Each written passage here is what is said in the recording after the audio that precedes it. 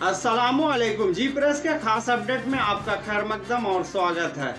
Iran पर थोपी गई जंग के बाद आज जंगबंदी जरूर है, लेकिन इस जंग की वजह कर अमेरिका एक बंद गली में दाखिल होता नजर आ रहा है। सदर ट्रंप इस जंगबंदी के नतीजे और हार के बाद एक घबराए हुए लीडर और हारे हुए लीडर की तरह खुद को महसूस कर रहे हैं।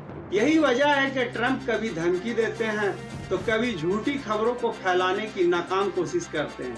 अमेरिकी सदर डोनाल्ड ट्रंप ईरानियों से मार खाने के बाद अब वह दिन में भी ख्वाब देखते हैं और प्रेस कॉन्फ्रेंस या मीडिया से गुफ्तगू के दौरान कभी जंगी बातें करते हैं तो कभी अमन की बातें करते हैं, कभी 5000 साल सिविलाइजेशन को खत्म करने की बातें करते हैं तो कभी जंग या अमन की जगह अपने बुढ़ापे की प्रेम कहानी बकते हैं।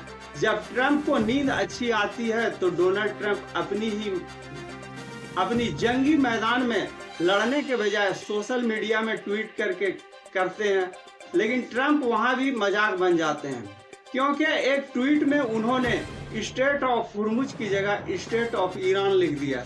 अब ईरानियों ने उनका मजाक उड़ाते हुए कहा कि ट्रंप स्टेट ऑफ हुर्मुज को खलीजे ओमान में तलाश कर रहे हैं, इसीलिए ट्रंप को हुर्मुज नहीं मिल रहा है। मैं हूं रजी अहमद, आप देख रहे हैं जी प्रेस। मेरे वीडियो को लाइक करें और मेरे चैनल को सब्सक्राइब करें।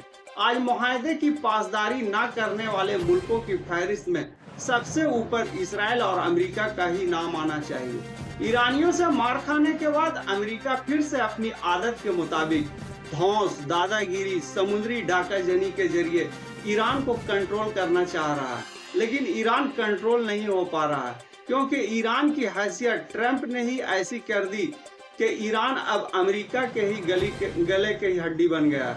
क्योंकि ईरान पर तो ट्रंप ने ही हमला किया था, वह भी बातचीत के दौरान ही हमला किया था। अगर ट्रंप हमला नहीं करता तो ईरान के पास आबनाए हुर्मुज नहीं होता, जबकि बातचीत के दौरान अमेरिका और ईरान मुआहदे के करीब थे और उसी वक्त ईरान पर हमला कर दिया गया। फिर तो ईरान ने ट्रंप की पैंट ही गीली कर दी और ट्रंप दुनिया भर में रोता फिर रहा है। ये सब ट्रंप के साथ क्यों हुआ? इसकी वजह हमें ये समझ में आता है कि ट्रंप 3 तरह के नशे में होते हैं, इसीलिए उनका दिमाग काम नहीं करता। पहली नशा तो ये है कि महंगी शराब तो पीते ही हैं। दूसरा, ट्रंप पर जुए का भी नशा है और अपने बुढ़ापे में लड़कियों का भी नशा है। हम इफ्टीन गैंग के नाम से जानते हैं उसे। जब कोई 3 तरह का नशा करे तो ऐसे लोगों का दिमाग काम नहीं करता। इसके साथ ही ट्रंप का एक और नशा है जिसे ताकत का नशा कहते हैं, और यही ताकत का नशा ही तो है जो ट्रंप का ईरान ने हाल बनाया है। मैंने पढ़ा है और सुना भी है कि हर सुपर पावर का खात्मा ताकत के कमी से नहीं होता, बल्कि ताकत के गलत इस्तेमाल से सुपर पावर का खात्मा होता है। और अमेरिका ने ही अपने ताकत का गलत इस्तेमाल के बाद अब लड़खड़ाता हुआ नजर आ रहा है, क्योंकि अभी जंग से पहले ट्रंप ने ग्रीनलैंड को कब्जे में लेने के इरादे को जाहिर किया था। इससे यूरोप भड़का था और यूरोप का इत्तेहाद भी टूटा, यानी नाटो अभी मदद नहीं कर रहा। अब तक के लिए इतना ही।